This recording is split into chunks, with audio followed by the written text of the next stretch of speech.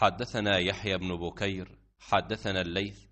عن عقيل عن ابن شهاب قال أخبرني أبو سلمة أن أبا هريرة رضي الله عنه قال سمعت رسول الله صلى الله عليه وسلم يقول لرمضان من قامه إيمانا واحتسابا غفر له ما تقدم من ذنبه۔ ابو سلمہ نے خبر دی، ان سے ابو ہریرہ رضی اللہ عنہ نے بیان کیا کہ میں نے رسول اللہ صلی اللہ علیہ وسلم سے سنا، آپ صلی اللہ علیہ وسلم رمضان کے فضائل بیان فرما رہے تھے کہ جو شخص بھی اس میں ایمان اور نیت اجر و ثواب کے ساتھ رات میں نماز کے لیے کھڑا ہو، اس کے اگلے تمام گناہ معاف کر دیے جائیں گے۔ صحیح بخاری حدیث نمبر 2008۔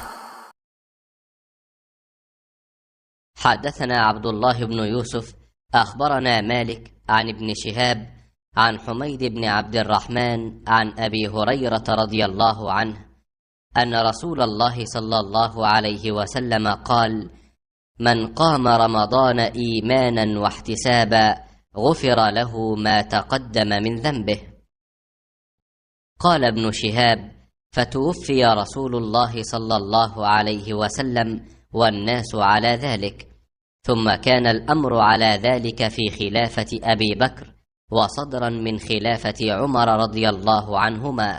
امام مالک رحمہ اللہ نے خبر دی، انہیں ابن شہاب نے، انہیں حمید بن عبد الرحمن نے، اور انہیں ابو ہریرہ رضی اللہ عنہ نے کہ رسول اللہ صلی اللہ علیہ وسلم نے فرمایا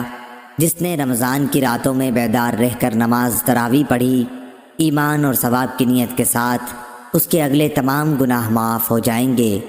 ابن شہاب نے بیان کیا کہ پھر نبی کریم صلی اللہ علیہ وسلم کی وفات ہو گئی اور لوگوں کا یہی حال رہا،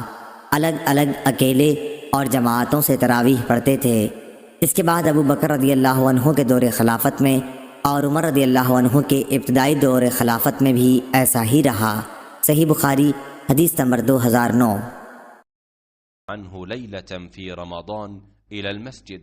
فإذا الناس أوزاع متفرقون يصلي الرجل لنفسه ويصلي الرجل فيصلي بصلاته الرهط، فقال عمر إني أرى لو جمعت هؤلاء على قارئ واحد لكان أمثل، ثم عزم فجمعهم على أبي بن كعب، ثم خرجت معه ليلة أخرى والناس يصلون بصلاة قارئهم، قال عمر نعم البدعة هذه والتي ينامون عنها أفضل من التي يقومون يريد آخر الليل وكان الناس يقومون أوله۔ ابن شہاب سے امام مالک رحمہ اللہ کی روایت ہے، انہوں نے عروہ بن زبیر رضی اللہ عنہ سے اور انہوں نے عبد الرحمن بن عبد القاری سے روایت کی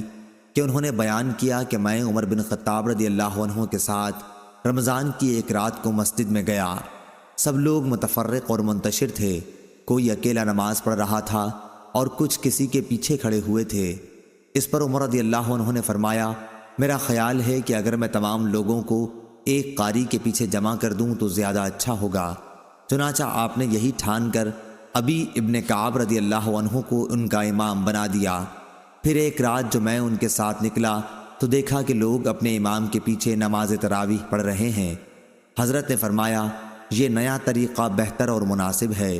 اور رات کا وہ حصہ جس میں یہ لوگ سو جاتے ہیں اس حصے سے بہتر اور افضل ہے جس میں یہ نماز پڑھتے ہیں۔ آپ کی مراد رات کے آخری حصے کی فضیلت سے تھی، کیونکہ لوگ یہ نماز رات کے شروع ہی میں پڑھ لیتے تھے۔